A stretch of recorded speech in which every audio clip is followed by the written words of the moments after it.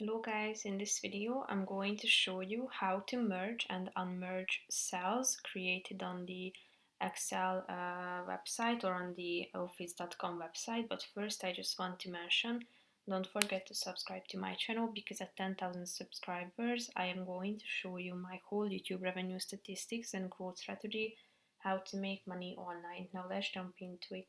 First of all, open the website and start creating your Excel file. After that, you should go to your home page by tapping on this home button on the left side.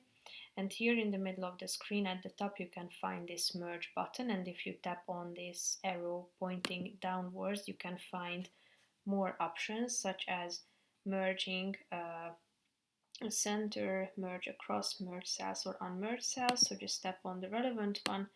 You should select the cells and then tap on it, and as you can see, the two cells have been merged. So cell A1 and cell B1.